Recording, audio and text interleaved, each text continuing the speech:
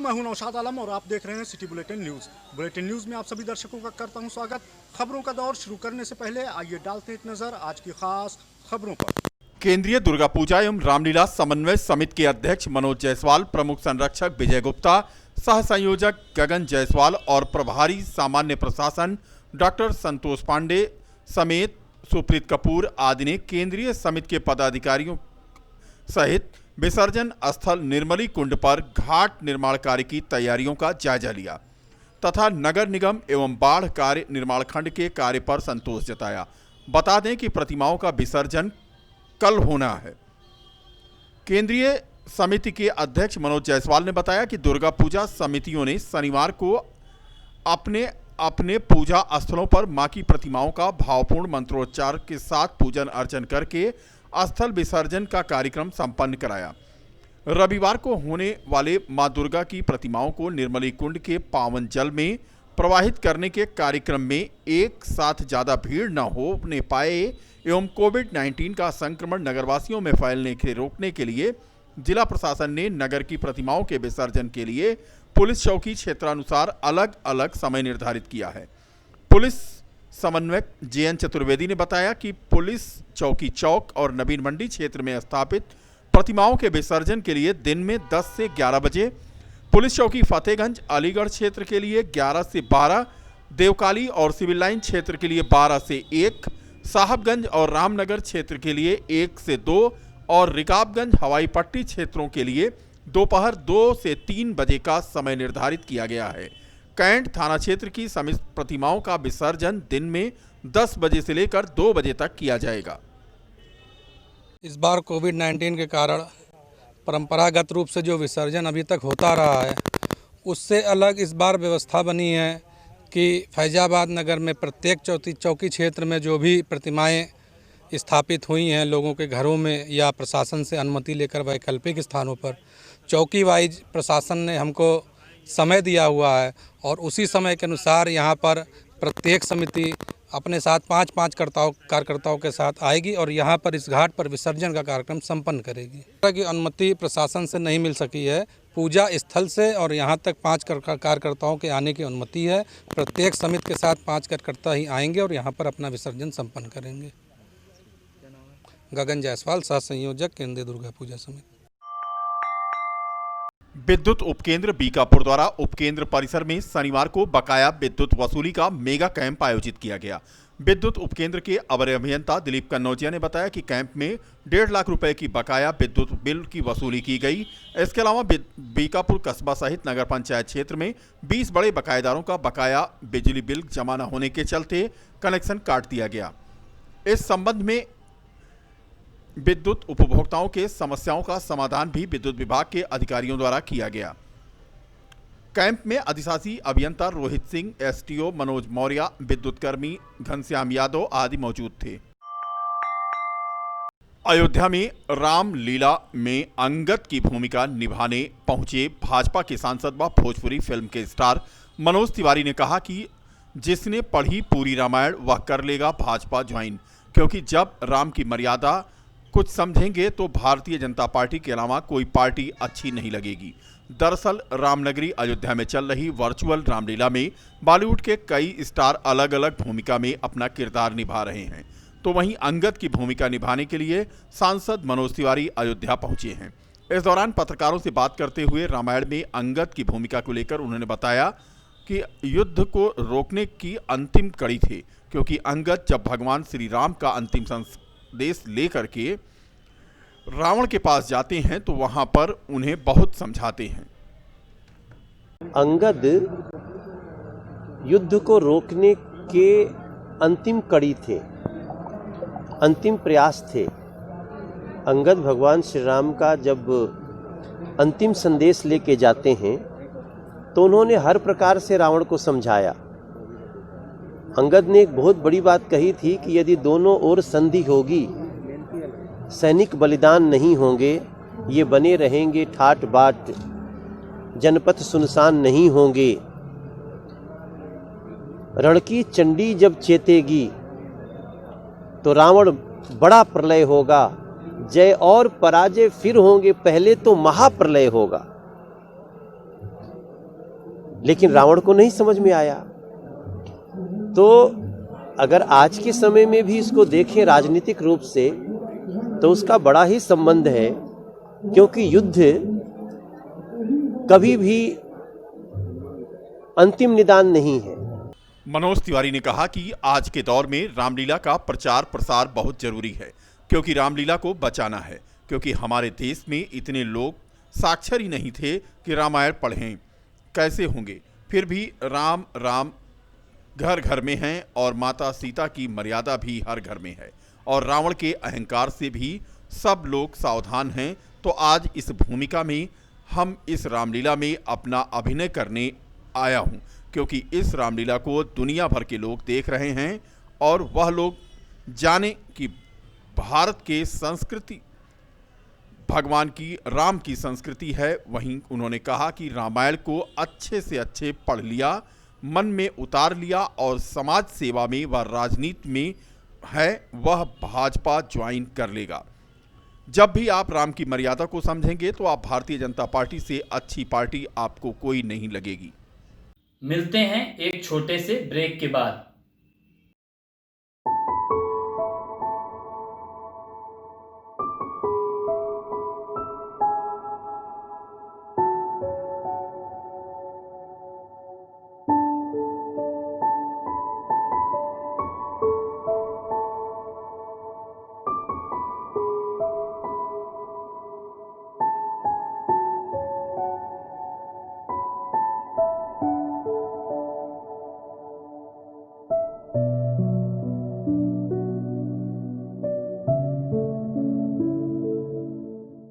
भक्ति के माहौल से सराबोर है अयोध्या शहर। जी हां, देवी माता के मंदिरों में कोविड-19 के नियमों का पालन करते हुए लोग पूजन अर्चन कर रहे हैं। तस्वीरें हम आपको दिखा रहे हैं मकबरा स्थित मां शीतला धाम में सजा मां का दरबार। प्रतिदिन यहां पर दर्शक पहुंचते हैं और श्रद्धालु, जिनमें महिलाएं और पुरुष भी हैं, मां शीतला, हनुमान जी और भगवान शिव आदि की तस्वीरों की यहाँ पर पूजा अर्चना करते हैं। सीता माता के पुराने वटवृक्ष के नीचे भी दिया जलाने का क्रम यहाँ पर जारी है। बता दें कि मां शीतला धाम मन्नतें यहाँ पर पूरी होती हैं लोगों की, इसलिए लोग यहाँ पे दर्शन और पूजन के लिए जरूर पहुँचते हैं। सिद्धपीठ श्री शीतला धाम मंदिर की ये तस्वीरें आप देख सकते हैं गणेश नगर मकबरा की, जहां पर श्रद्धालु इन दिनों पहुंच रहे हैं। वहीं दूसरी तरफ अब आपको हम दिखाते हैं दुर्गा पूजा के आयोजनों को।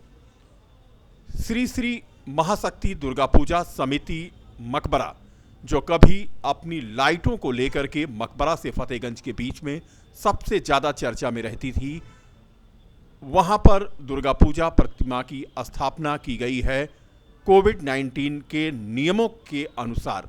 यहां पर सोशल डिस्टेंसिंग का भी पालन हो रहा है। दुर्गा पूजा समिति के लोग यहां पर एक एक करके लोगों को दर्शन पूजन करा रहे हैं। कल विसर्जन होना है।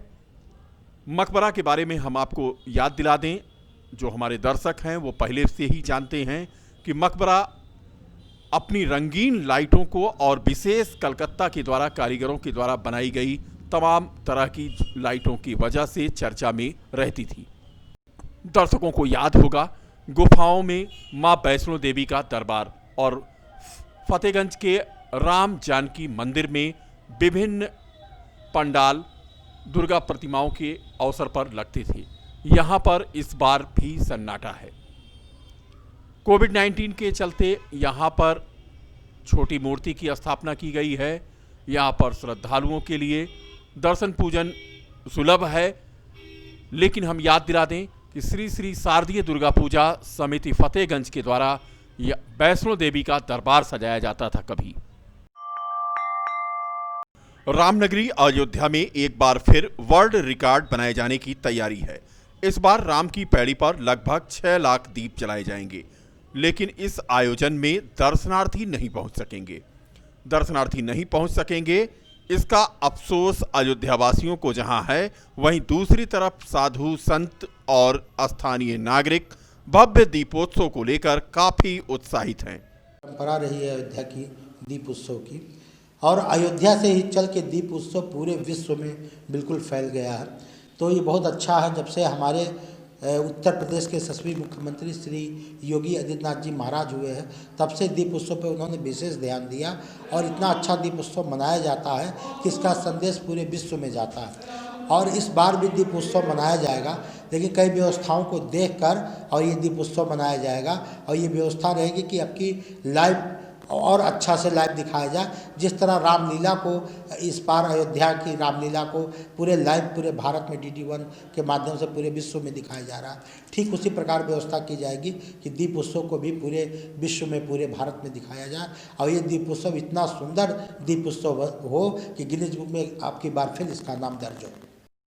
राम मंदिर के निर्माण के साथ इस बार रामनगरी में चौथे वर्ष होने वाले दीपोत्सव को लेकर के भव्यता के साथ मनाने का मंथन शुरू हो गया है। बता दें कि मुख्यमंत्री योगी आदित्यनाथ का यह ड्रीम प्रोजेक्ट है और राजकीय मेले का इसे दर्जा मिल चुका है।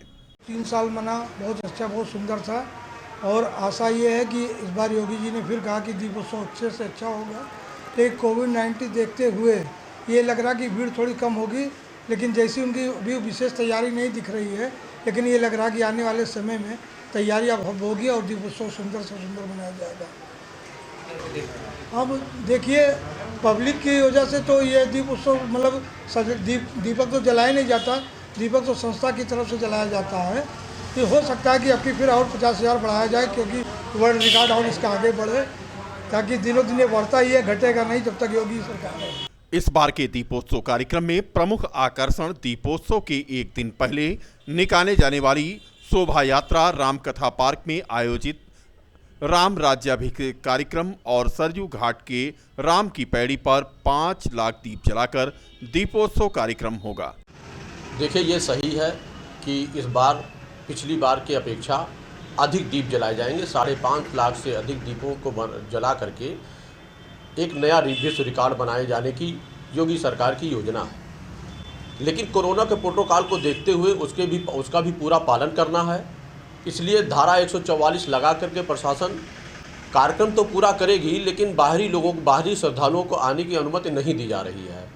ये कारण ये सही भी है कि जो चीज़ें होती चली आई हैं वो परिपाटी बनी रहे और कार्यक्रम अच्छा हो। कोरोना प्रोटोकॉल के तहत आयोजित होने वाले इस बार के दीपोत्सव को लेकर के अयोध्या में खासा उत्साह है। साधु संतों के साथ साथ बाबरी मस्जिद एक्शन कमेटी के पक्षकार रहे इकबाल अंसारी भी इस पर खुशी जाहिर करते हैं कि जो हमारे हिंदू मुसलमानों में कोई विवाद है, इस दिवाली की खुशी में सबको खत्म कर देना चाहिए। किसी के पे कोई विवाद नहीं होना चाहिए, क्योंकि ये धर्म जो है ये सनातन का है। दिवाली सनातन की है, हम भी उन्हीं के भाई हैं, क्योंकि हिंदू मुस्लिम का ये त्यौहार है। और सारे देशवासियों को हम अपनी तरफ से और अपने अयोध्या वासियों की तरफ से और आम मुसलमानों की तरफ से मैं एक मुबारकबाद भी देना चाहता हूं कि हम चाहते हैं कि ये दिवाली जो है बहुत बेहतर तरीके से मनाई जाए और हिंदू मुसलमानों का जो विवाद हमारे देश में जो है कहीं थोड़ा बहुत है वो भी सब समाप्त हो जाए। अयोध्या में इन दिनों चल रही है वर्चुअल रामलीला। अयोध्या की रामलीला एक कीर्तिमान भी रच रही है।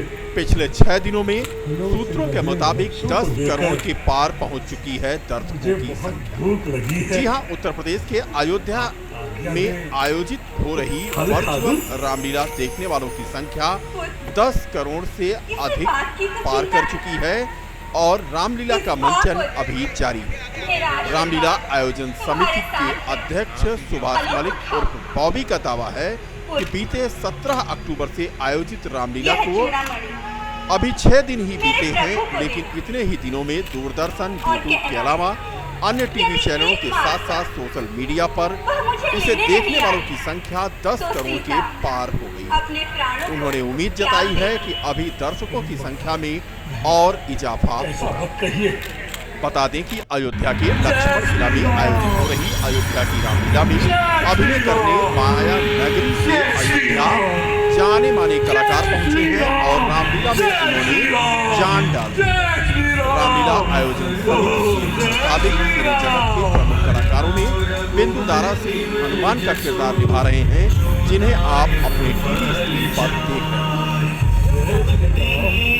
असरानी नारद की भूमिका कर रहे हैं और शहबाज खान रामलीला में रावण बने हुए हैं। इसके अलावा फिल्म एक्टर रजा मुराद अयोध्या की रामलीला में अहिरावण की भूमिका में दिखाई देंगे। अभिनेता अवतार गिल ने सुबाहु और राजा जनक की भूमिका निभाकर लोगों का दिल जीत लिया है।